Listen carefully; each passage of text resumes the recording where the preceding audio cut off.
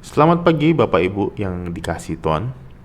Pada saat ini kembali kita mendengarkan renungan pada masa Prapaskah. Saya mengajak Bapak Ibu untuk membaca dari Galatia pasal yang ketiga ayat yang ke-13. Saya akan membacakannya untuk Bapak Ibu sekalian. Kristus telah menebus kita dari kutuk hukum Taurat dengan jalan menjadi kutuk karena kita. Sebab ada tertulis, terkutuklah orang yang digantung pada kayu salib. Bapak Ibu, hidup kita penuh dengan yang namanya aturan. Entah itu di rumah, di kantor, di lingkungan kompleks, dan dimanapun kita berada. Tujuan dari peraturan dibuat yaitu agar ada keteraturan sehingga semua orang dapat merasakan aman dan nyaman. Namun sebenarnya aturan dibuat berdasarkan natur manusia yang cenderung untuk memberontak. Jadi sebenarnya aturan adalah refleksi dari sifat asli manusia sendiri. Maka setiap pelanggaran ada konsekuensinya. Bapak Ibu, hukum Taurat diberikan Allah kepada bangsa Israel sebagai panduan hidup. Namun, karena manusia berdosa, mereka tidak mampu menaati hukum Taurat dengan sempurna. Ketidaktaatan ini mendatangkan kutuk Allah. Kutuk ini bukan hanya hukuman di masa depan, tapi juga manifestasi dari murka Allah yang nyata dalam kehidupan manusia, seperti penyakit, penderitaan, dan kematian.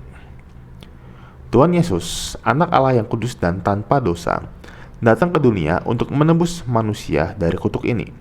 Dia rela menjadi manusia dan menanggung dosa manusia. Dia disalibkan dan mati di kayu salib, menanggung murka Allah yang seharusnya dijatuhkan kepada manusia. Kematian Yesus di kayu salib bukanlah kematian yang biasa-biasa saja. Kematian Tuhan adalah pengorbanan yang sempurna untuk menebus dosa manusia.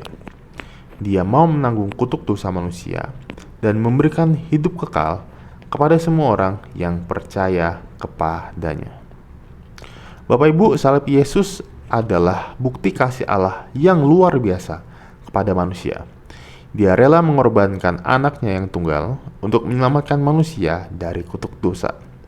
Kita diselamatkan bukan karena perbuatan baik kita, tetapi karena kasih karunia Allah melalui iman kepada Yesus Kristus. Bapak Ibu, pada masa itu adalah hal yang lumrah ketika nama orang-orang yang berhutang ditempel di kayu atau papan, sehingga setiap orang yang lewat dapat melihat nama-nama tersebut. Alangkah malunya jika orang-orang tahu kalau mereka memiliki hutang beserta jumlah hutangnya. Apalagi kalau nama mereka terpampang di papan tersebut berbulan-bulan atau bahkan bertahun-tahun.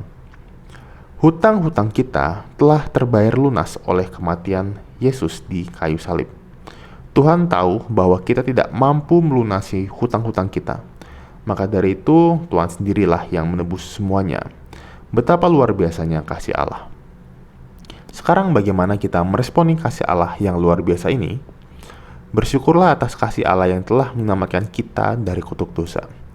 Mari kita hidup dalam ketaatan kepada Allah dan memuliakan nama Tuhan di setiap aspek kehidupan kita. Salib Yesus adalah simbol kasih Allah yang terbesar. Biarlah kasih ini motivasi kita untuk hidup bagi Dia dan menjadi berkat bagi orang lain. Amin untuk pemberitaan firman Tuhan.